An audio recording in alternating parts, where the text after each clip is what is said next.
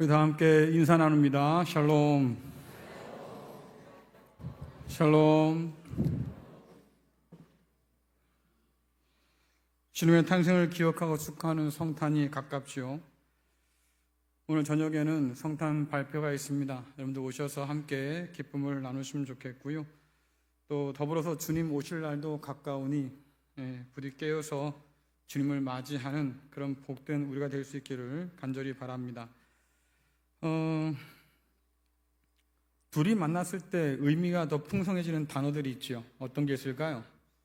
단어 둘이 만나면 의미가 좀 풍성해지는 거, 따로 떨어지지 않고 늘 붙어 다닐 수 있는 거, 어떤 게 있을까요?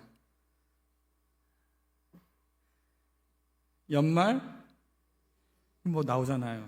천생 이런 것처럼 연말 연시 혹은 졸업과 뭐 나오죠? 졸업 취업? 우리 친구들 아직 취업은 아니니까 졸업과 입학, 이 두 가지가 이렇게 연결되잖아요. 근데 이렇게 연결되면 의미가 조금 달라집니다. 끝이 있고 새로운 시작이 있다, 이런 의미가 되어서 조금 희망과 기대를 품게 돼요. 고등학교 올라가면 어떻게 될까? 그리고 뭐 대학에 가거나 사회에 나가면 어떻게 될까? 나름대로 기대가 되기도 하고 또 희망도 품게 되잖아요. 그래서 이렇게 끝이라고 하는 것은 또 다른 시작으로 이어지는 이제 이런 과정이 되기도 하는데, 하지만 모든 끝이 다 새로운 시작으로 이어지지는 않습니다. 그 끝을 잘 맺어야만 그 다음 단계가 가능하기 때문이죠. 우리 학생들이 뭐 게임을 좋아한다고 하면 한번 생각해 보면 좋겠는데, 내가 지금 하고 있는 이 판을 깨야만 그 다음 판으로 갈 수 있잖아요. 이 판을 못 깨면 그 다음 판을 넘어갈 수가 없는 거예요. 다시 말하면 다음 단계를 시작하기 위해서는 지금의 단계를 잘 매듭 지어야 되고 통과해야 된다. 그래야 그 다음에 단계로 나갈 기회라도 얻을 수 있겠다, 이런 얘기죠. 우리는 요한계시록을 통해서 세상의 마지막에 관한 일들을 좀 보고 있는 중입니다. 특별히 만물을 새롭게 하시는 하나님의 새로운 창조에 관해서 놀라운 계획을 엿보고 있는 중인데요. 이 새 창조는 하나님께서 행하시는 새 일로 성경 가운데 기록되어 있고, 죄와 사망과 사탄의 권살에 무너진 옛 창조 질서를 무너뜨림으로 시작되는 거예요.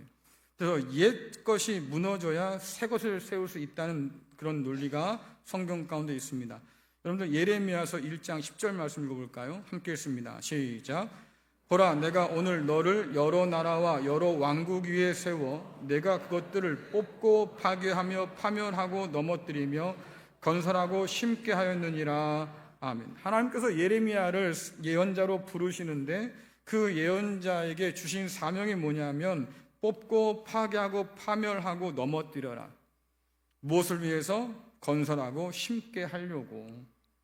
그러니까 이전 것들이 사라지지 않고서는 새 것이 설 자리가 없다고 하는 논리가 오늘 새 창조 가운데 적용된다고 하는 거예요. 요즘 뭐 한참 떠들썩한 재개발 지역을 한번 생각해 보십시오. 아주 오래된 건물들이 허물어져 가기도 하고 위태위태하기도 합니다. 사람들이 이제 여기를 좀 다시 꾸미자, 그래서 재개발을 계획을 세웠는데 그 재개발을 하면서 어떤 일이 벌어집니까? 이전에 있던 건물들은 다 무너져요. 다 무너지고 난 다음에 새로운 터전을 닦아서 거기다가 새롭게 건물을 세우는 그것이 재개발이잖아요. 그러니까 이전 것들을 무너뜨려야 새 것이 들어설 자리가 생긴다고 하는 거예요. 성경은 이렇게 새로운 창조 과정 가운데 생기는 이런 파멸의 과정들을 뭐라고 얘기하냐면 아이를 낳기 전에 갖게 되는 고난과 같다, 고통과 같다, 이렇게 비유합니다. 그래서 새로운 아이가 태어날 때 산모가 그렇게 아파하고 고통하는 것처럼 하나님의 새로운 창조가 이루어지기까지는 그런 참으로 큰 고난과 고통이 뒤따른다라고 하는 거죠. 왜냐하니까 옛 질서와 새 질서가 뒤섞여 부딪히기 때문에 그래요. 흔히 여러분들 과도기란 말 쓰잖아요. 그렇죠? 왜 과도기예요? 과도기는 보통 혼란이라는 그 단어를 달고 오는데 왜 혼란스러울까? 옛 질서가 여전히 남아있고 그 가운데 새로운 질서가 들어와서 자리를 잡으려고 하니까 서로 부딪혀서 싸울 수밖에 없겠다. 주님께서도 그렇게 말씀하셨지요. 낡은 옷감에 새 옷감 덧대면 찢어져 옷이 망가지지. 또 새로운 포도주를 담으려고 하면 새 가죽 부대가 필요해. 낡은 가죽 부대에 담으면 가죽 부대를 버려 터져버리니까 결국 뭐예요? 옛 것이 새 것을 견딜 수 없다. 근데 이 옛 것은요, 이렇게 자연적으로 흘러가면 참 아름다울 텐데 그렇지 못할 때가 많거든요. 그래서 새 것에 밀려간다 그 말이에요. 그러니까 흘러가듯이 가면 참 아름답겠지만 그러나 밀리듯 떠나면 그것은 참으로 추하다. 그래서 옛 질서가 여전히 남아서 버티려고 애를 쓰는데 그 가운데서 새 질서가 자리를 잡으려고 하다 보니까 그런 고통이 필연적으로 따라올 수밖에 없다. 갈등이 생길 수밖에 없다라고 하는 거죠. 그래서 요한계시록의 여러 환상들은 주님께서 타락한 그 옛 창조 질서를 어떻게 무너뜨리시고 새로운 창조를 가져다 주시는가 우리에게 보여주는 그런 환상의 내용들로 이루어져 있습니다. 주님께서 일곱 도장을 찍어 봉인한 두루마리 그 봉인을 이제 하나하나 해제하시잖아요. 도장 하나 떼고 2개 떼고 3개 떼고 4개 떼고 지난주에 5개까지 뗀 걸 봤어요. 그렇게 도장을 떼면서 만물을 새롭게 하시는 하나님의 놀라운 계획들을 하나씩 실행하시는데 지난주에 살펴본 것처럼 이미 5개의 봉인이 해제되었습니다. 그로 말미암아서 전쟁과 기근과 분쟁과 전염병이 이 세상 가운데 가득하게 되었다. 옛 질서가 가진 그 죄에 대해서 하나님이 전쟁과 기근과 분쟁으로 또 전염병으로 심판하신다. 하지만 주께서 말씀하잖아요. 그러나 아직 때가 아니다. 민족과 민족이 서로 치며 일어날 것이고 지진이 일어날 것이고 기근이 가득하겠지만 전쟁이 가득하겠지만 그러나 아직 마지막 때가 아니다. 맞아요. 아직 마지막 한 방이 남았어요. 하지만 이미 그 끝은 시작이 된 거죠. 그래서 오늘 말씀은 7 봉인 중에서 6번째 봉인을 떼므로써 시작된 심판을 보여줍니다. 자, 요한계시록 6장 12절부터 14절 말씀 같이 읽겠습니다. 시작. 내가 보니 6째 인을 떼실 때에 큰 지진이 나며 해가 검은 털로 짠 상복같이 검어지고 달은 온통 피같이 되며 하늘의 별들이 무화과 나무가 대풍에 흔들려 설익은 열매가 떨어진 것 같이 땅에 떨어지며 하늘은 두루마리가 말린 것 같이 떠나가고 각 산과 섬이 제자리에서 옮겨짐에 아멘. 여러분들 이 장면들 한번 상상해 보세요. 어떤 장면이 그려집니까? 이 장면을 머릿속에 그려보세요. 큰 지진이 나고 해가 검게 물들고 달은 온통 핏빛으로 물들고 하늘의 별들이 막 떨어져 내리고 말이죠. 하늘이 말려서 떠나가 버리고 각 산과 섬들은 원래 있던 자리에서 옮겨지고 뭐가 그려져요? 천재변화. 이걸 다른 말로 천지개벽이죠. 세상이 완전히 그냥 뒤집어지는 게 보여지는 거잖아요. 그런데 이렇게 영화의 단골 주제로 쓰일 만큼 우주가 멸망한다는 걸 지금 그려주고 있는 거냐라고 하면 그것은 아니다. 왜? 우리가 요한계시록을 이해할 때 가장 중요한 것은 그 상징이에요. 해와 달과 별들과 하늘과 그 산들이 어떤 의미를 가질까? 그 상징을 통해서 지금 우리에게 보여주는 건데 요한이 환상 가운데 본 해와 달과 별들은 우리가 세상에서 보는 것처럼 저렇게 밝게 빛나는 해라든가 밤을 비추는 달이나 별이 아니에요. 이 표현들은 당시의 우상들을 의미합니다. 그리고 하늘과 또 산들은 그 우상들의 신전이 있었던 신들의 거처를 뜻하기도 하는 거죠. 그래서 지금 이 환상을 통해서 무엇을 말하려고 하냐면 결국 우상은 망하고 우상의 거처도 망한다. 이것을 우리에게 보여주는 거예요. 이것은 요한의 독창적인 이야기가 아닙니다. 왜냐하면 이미 이전에 이스라엘의 예언자들이 대제국에 대한 심판을 이야기할 때 이런 상징들을 써서 심판의 이야기를 이어갔어요. 우주의 파국에 의한 심판, 이 장면이 결국 아시리아가 망한다, 바벨론이 망한다, 그들이 가지고 있는 주장들이 허구다, 이것을 밝혀주는 예언자들의 화법이었다고 하는 거지요. 이미 오래전 바벨론 제국의 포로로 살았던 이스라엘 백성들의 대담한 증언이 뭐겠습니까? 당시 제국들이 섬기고 있던 해와 달과 별들, 그 우상들은 가짜야. 왜? 우리 하나님이 만든 거거든. 여러분, 이렇게 생각하면 하나님이 어마무시하게 위대한 분이 되잖아요. 그렇죠? 그들이 바벨론 사람들이 섬기는 그 수많은 우상들, 그리고 아시리아 사람들이 섬기는 그 수많은 우상들, 세상에 하나님이 아닌 다른 수많은 신들이 다 사실은 하나님이 만드신 피조물들을 우상처럼 섬기는 일이야, 이렇게 말하니 그들의 주장이 얼마나 대담합니까? 아마 바벨론 사람들이 그랬을 거예요. 조그만 나라 주제에 니들 지금 망해서 우리한테 잡혀와 있는 거잖아. 근데 우리 신들이 강하지 니네 하나님이 강하겠냐? 이러고 따져들 텐데, 그럼에도 불구하고 물러서지 않아요. 야, 니들이 섬기는 그 신들이 우리 하나님이 만든 피조물에 불과하다고. 이사야가 그러지 않습니까? 나무 하나 베서 반 잘라가지고 하나는 토막 내서 장작을 쓰고 한 토막은 깎아가지고 우상을 만들어서 그 앞에 절한다. 니들이 한 짓이 딱 그거다. 그러니 이러한 모든 것은 제국의 통치 기반 중에 하나였던 우상 숭배를 폭로하는 거예요. 그것은 거짓말이다, 가짜다. 오히려 피조물 자리에 있어야 할 것들을 신의 자리에 앉혀놓은 그런 가증스러운 일이고 하나님의 창조 질서를 벗어난 일이고, 그렇기 때문에 그것은 반역이다라고 얘기하는 거예요. 그래서 여러분들, 성경이 말하는 타락이라고 하는 것은 단순하게 법 몇 개 어겼다 이런 윤리적인 문제가 아니에요. 훨씬 더 깊은 것이 하나님의 자리에 앉아서는 안 될 것들을 하나님 자리에 앉혀놓고 그 우상 앞에 절하고 있는 그것이 결국 하나님 보실 때는 그것은 반역이라고 하는 의미를 담고 있다고 하는 거죠.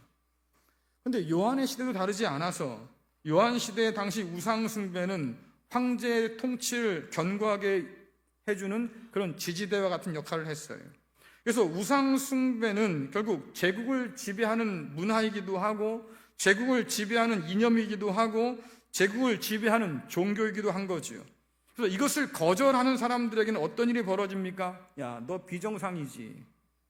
그 사회에서 우상 앞에 절하지 않고 황제 앞에 절하지 않으면 비정상이라고 여겨졌고 반역자로 여겨졌고 우리 도시에, 우리 국가에, 우리 마을에 해를 가져다 줄 사람이야. 그러니 이런 것들은 없어져야 돼. 그래서 핍박받게 된 거예요. 그런데 그런 핍박 가운데서 교회가 충성된 그리스도 예수의 증인으로서 복음을 증언하는데, 그 복음이 어떤 것을 증언합니까? 로마 황제가 가져다 준 이 평화는 가짜야. 곧 여러분들이 성탄절이 되면 들을 노래가 있잖아요. 하늘엔 영광, 땅에는 평화. 하나님의 아들이 평화의 왕으로 이 땅 가운데 오셨다고 노래하니 로마의 황제가 가져다 준 평화는 가짜 평화다. 폭력에 의해서, 힘에 의해서 그렇게 작은 나라를 억압해서 평정한 평화는 진짜 평화가 아니다, 폭로하는 거예요. 당시에 로마는 스스로 아주 자긍심이 높았습니다. 로마는 영원할 거야. 근데 거기에 대해서 복음이 뭐라고 폭로합니까? 웃기지 마. 세상 나라 망한다. 로마 너도 망한다. 하나님의 나라가 오직 영원할 뿐이다라고 얘기하는 거지요. 그러니 성경이 표현한 것처럼 날선 검과 같은 이 복음은 결국 우상의 본질이 뭔가를 폭로하고 세상의 질서가 무엇에 기대있는가를 폭로해서 결국 그것은 망할 수밖에 없다고, 진짜 참된 평화와 또 영원한 나라는 우리 하나님께서 가져다 주시는 것이라고 그렇게 얘기하는 거예요. 그래서 세상 가운데 흔들리는 사람들에게 말하는 거지요. 흔들리지 마십시오. 우상 앞에 절하지 마십시오. 이 세상 가운데 잠들지 마십시오. 그리스도 예수의 사람으로 깨어 있으십시오. 충성된 증인으로 살아내십시오. 왜? 그래야 하나님의 그 나라를 유업으로 얻습니다라고 지금 이야기하는 거고, 결국 그 얘기하다가 교회는 핍박당할 수밖에 없었다. 그래서 요한계시록의 가장 중요한 문제는 우리가 누구를 예배하느냐라고 했어요. 예배해야 할 하나님을 예배하지 않고 예배해서는 안 될 피조물을 우상으로 섬기는 이 세상 질서에 대해서 하나님이 얼마나 진노하시는지, 또 그렇게 우상 숭배가 가져온 악이 얼마나 큰지 오늘 말씀 가운데서 우리에게 소개해주고 있는 거죠. 이러한 생각은 로마서를 썼던 바울에게도 발견되는데요. 자, 로마서 1장 18절, 21절, 23절, 25절 함께 같이 읽겠습니다. 시작. 하나님의 진노가 하늘로부터 나타나서 불의한 행동으로 진리를 거스르는 사람들이 행한 모든 경건치 않은 것과 불의를 치십니다. 사람들은 하나님을 알면서도 하나님께 영광을 돌리지도 않았고 하나님께 감사하지도 않았습니다. 오히려 사람들은 헛된 것을 생각했으며 그들의 어리석은 마음은 어둠으로 가득 찼습니다. 또 사람들은 불멸의 하나님의 영광을 죽을 수밖에 없는 인간이나 새나 짐승 또는 뱀과 같은 모양으로 바꾸어 버렸습니다. 사람들은 하나님의 진리를 거짓으로 바꾸었습니다.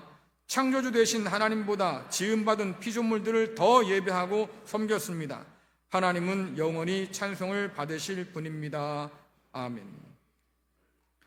요한계시록 4장과 5장에서 우리는 이미 살펴봤습니다. 우리 하나님만이 찬양받게 합당한 분이시고 그의 어린 양이신 예수 그리스도만이 우리의 사랑과 충성과 예배를 받으시기에 합당한 분이시다. 오늘 마지막 절에 오늘도 바울이 뭐라고 그럽니까? 하나님은 영원히 찬송 받으실 분이다. 같은 결론을 가지고 이야기하고 있는 거지요. 그러면서 같은 얘기를 하고 있는 거예요. 사람들이 저지른 가장 큰 죄가 뭐냐라고 하니까 하나님이 만드신 피조물을 하나님보다 더 높이 섬겼다. 하나님을 알면서도 예배하지 않고 하나님 앞에 순종하지 않고 하나님의 진리를 거짓으로 바꾸어서 창조주 되신 하나님보다 지음받은 피조물을 더 예배하는 끔찍한 죄를 지었다. 그러므로 하나님께서 이 옛 질서를 무너뜨릴 거다.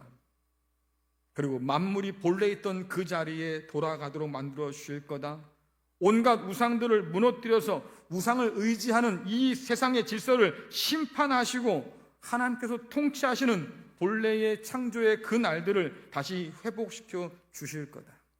그러면 하나님이 가져다 주시는 그 새 창조, 새 하늘과 새 땅은 어떤 곳입니까? 오직 하나님만 영원히 찬송받으시는 곳. 그리고 거기에 선 우리는 영원히 하나님을 찬양하는 자로 서게 된다고 이야기하는 거죠. 그러면 우상을 숭배하며 세상의 그 거짓된 질서를 하나님께서 심판하실 텐데 이 모든 심판들이 구체적으로 누구한테 주어지느냐 이게 문제인데요. 자, 요한계시록 6장 15절부터 16절 말씀 보겠습니다. 시작.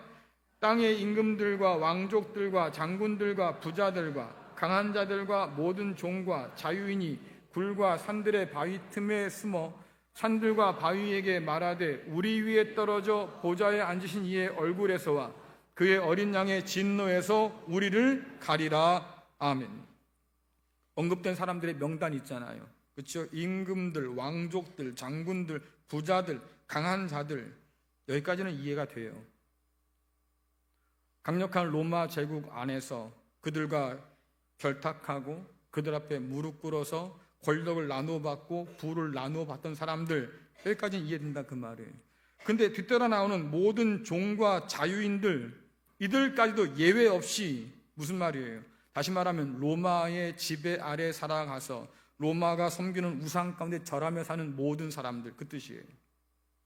그래서 임금들과 왕족들과 장군들과 부자들과 강한 자들과 모든 종과 자유인 세 보니까 총 7종류의 사람들의 명단이 나오는 건데 이 7종류라고 하는 것은 결국 뭡니까? 완전수여서 땅에 속한 모든 사람들이, 완전한 사람들이 다 심판받는다라고 얘기하는 거예요. 그래서 땅에 속한 자들이라고 하는 의미는 결국 뭐겠습니까? 하늘과 대조되어서 죄와 사망과 사탄의 권세 앞에 엎드린 세상 질서를 뜻하고, 그리고 그 세상 질서 앞에 무릎 꿇어 사는 그런 세상에 속한 사람들을 땅에 속한 사람이라고 말하는 거죠. 땅의 임금들을 비롯한 이 목록들은 로마의 거짓에 속아서 결국 그들의 부역자 노릇을 했던 사람들까지도 포함하는 일이다.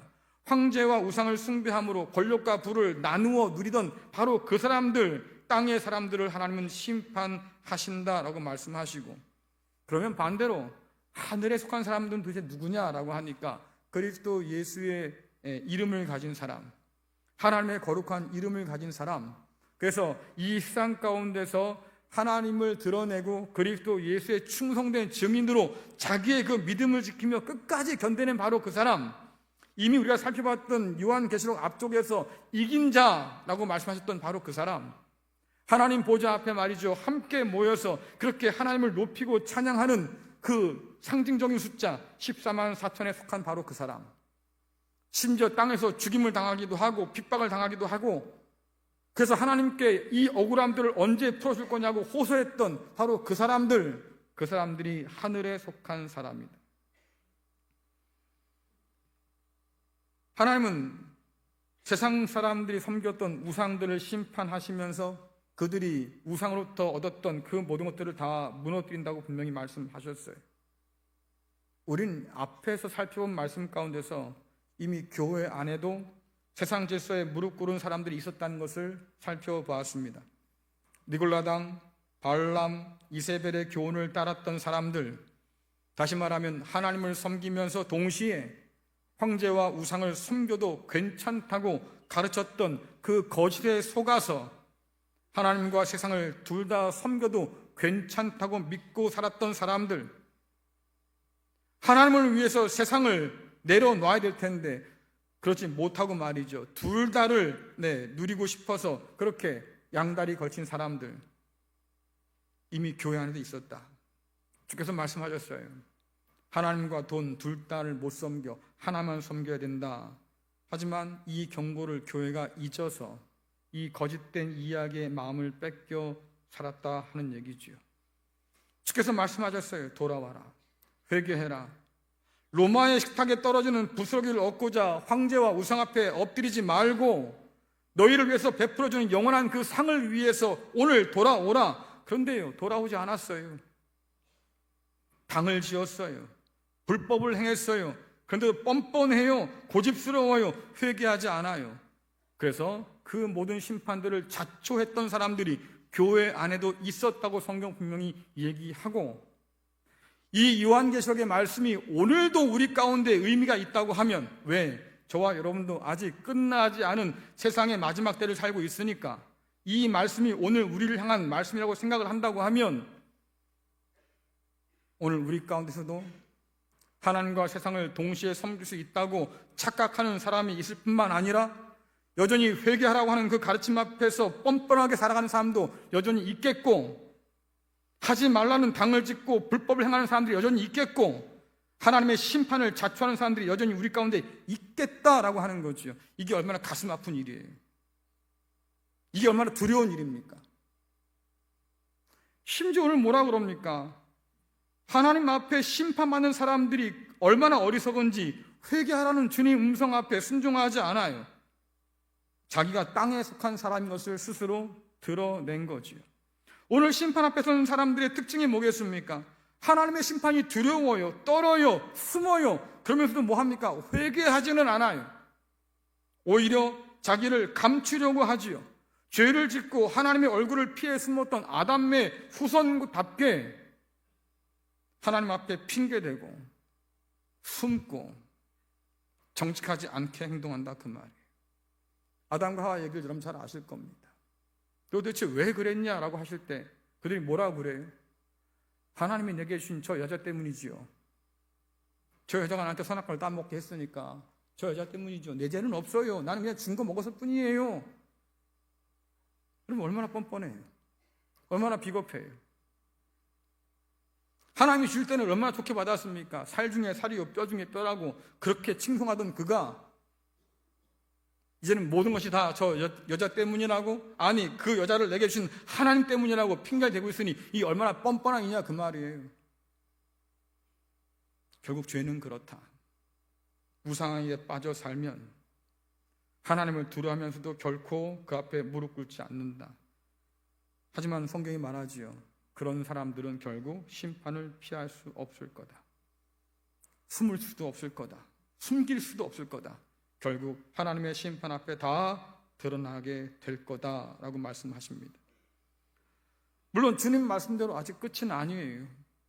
6번째 인인을 뗀 것뿐이고 7번째가 남았으니까. 하지만 이미 그 끝은 시작되었고 결국 그 때가 우리에게 다가올 텐데, 세상의 타락과 반역의 배후인 사단의 권세와 함께 이 세상은 망한다고 말씀하시고 그 세상 편에 절하며 살던 너희들도 망한다 말씀하시니 여러분들 긴장할 수밖에 없는 말씀이잖아요. 그래서 오늘 이 말씀을 통해서 우리가 물을 질문이 하나 있는데 요한계시록 6장 17절 말씀 함께 읽겠습니다. 시작. 그들의 진노의 큰 날이 이르렀으니 누가 능히 서리요 하더라. 아멘. 누가 능히 설까? 설 사람이 있단 말일까요? 없단 말일까요? 누가 능히 서리요라고 하면 설 사람이 있을까요? 없을까요? 없어요? 확신합니까? 없어요? 예? 아이고 오락가락해요. 여러분 둘 다예요. 있기도 하고 없기도 해요. 왜 그러냐? 우상 앞에 절하는 자는 그 누구도 서지 못한다 말씀하셨는데 반대로 뒤집으면 하나님께 속한 자는 그 앞에 선다는 말이잖아요. 그렇죠? 결국 이 질문은 우리에게 무엇을 요구하냐면 너 지금 누구를 예배하며 사니? 라고 묻고 있는 거예요. 너는 지금 누구를 예배하며 사느냐? 우상 앞에 절하는 사람은 그 누구도 서지 못한다고 말씀하지만 왜? 땅에 속했거든요. 그러나 우상을 거절하고 하나님을 섬기는 자들은 심판을 견디고 이긴다고 말씀하시고 우리가 앞서 살펴봤던 것처럼 네가 이긴 자야. 그 이긴 자에게 내가 영원한 생명을 줄 것이고 하나님의 나라를 상속받게 할 거야 라고 말씀하신다 그 말이에요. 그러니 하나님 편에 선 사람은, 하늘에 속한 사람은 그 큰 진노의 날을 견디고 이겨서 하나님 앞에 마침내 서게 되겠지요. 이것이 요한계시록이 오늘 우리에게 주는 하나의 희망이에요. 그럼 한번 여러분 스스로 질문해 보세요. 여러분은 어디에 서 있습니까? 여러분은 어디에 서 있어요? 여러분 땅에 속한 사람으로 서 있습니까? 아니면 하늘에 속한 사람으로 서 있습니까? 여러분 누구의 표를 받았어요? 짐승의 표를 받았습니까? 아니면 하나님의 거룩한 이름을 표로 받았습니까? 생각해 보시자고. 교회를 나오고 있으면서도 나는 세상 앞에 양다리 걸쳐서 말입니다. 교회에도 절하, 하나님께도 절하고 세상에도 절하고 난 그러고 삽니다. 그러면 안 된다고요. 그 나라를 유업으로 얻을 수 없다고요. 오늘 우리 친구들 이제 졸업을 앞두고 있는데 이 친구들이 앞으로 졸업해서 더 큰 세상을 보게 되겠지요. 그렇죠? 이들이 보는 그 더 큰 세상은 어떤 세상일까? 대단해 보일 거예요. 그렇지 않아요? 세상은 이들 눈에 굉장히 어른들 우리 눈에도 대단해 보이는데 이들 눈에는 대단해 보이지 않겠습니까? 더 대단해 보이겠지. 얼마나 화려한 유혹들이 이들의 눈을 가릴까? 그런 세상 살다 보면 아마도 이런 생각 들을 거예요. 남도 다 걷는 그 넓은 길을 나도 걷고 싶어. 그렇지요? 남들 다 그 넓은 길로 가는데 왜 나만 좁은 길로 가라고 그 난리냐? 그렇잖아요. 아니 내가 하나님 믿는 건 믿는 거고 내가 남들처럼 넓은 길로 가면 안 되냐? 아마 이런 유혹 빠질 거예요. 훨씬 더 아름다워 보이겠지요.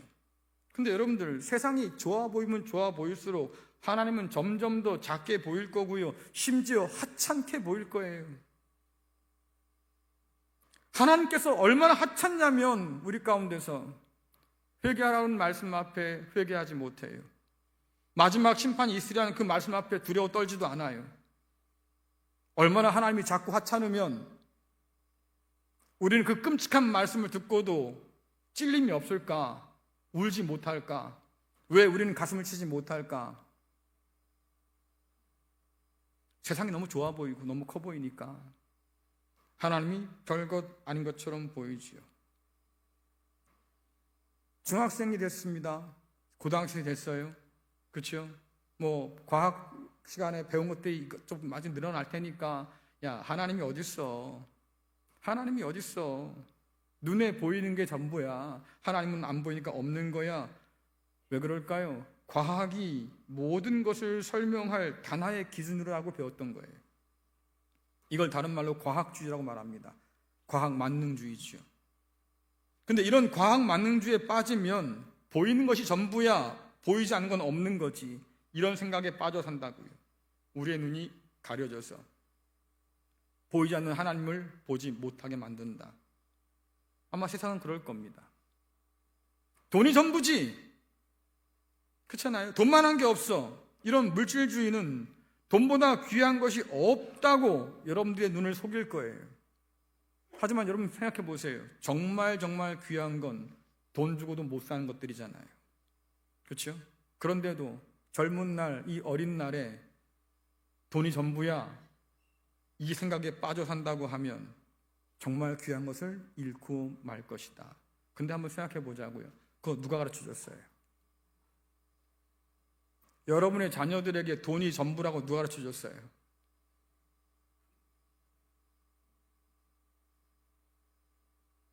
부모인 우리가 가르쳐 줬잖아요. 돈 하고 살았으니까. 이 아이들도 똑같이 따라하는 거예요. 돈. 그런 세상을 여러분들이 물려줄 거냐? 하지만 요한계시록이 오늘 우리에게 말하는 게 뭐겠습니까? 그거 거짓말이다. 이 거짓된 세상의 질서, 땅에 속한 모든 것 반드시 무너진다.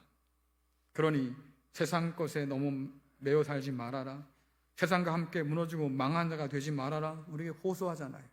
왜? 하나님은 우리가 살기를 바라시는 분이기 때문에. 끝은 이미 시작되었고 마침내 그 끝은 올 거예요. 누가 그 끝에서 하나님 앞에 설 수 있을까? 그래요. 이 질문을 우리가 안고 산다고 하면 오늘 섬길 자를 바로 택할 수 있기를 간절히 축원합니다. 머뭇거릴 때가 아니에요. 간볼 때가 아니라고요. 한번 믿어보고요. 아니면 말고 이렇게 할 때가 아니고요. 목숨 걸고 믿을 때라고 성경은 계속해서 말씀해주고 있는 거예요. 그러니 여러분들 얼렁뚱땅 넘어가지 마시고 머뭇거리지 말고 하나님 앞에서 결단할 수 있기를 간절히 축원합니다.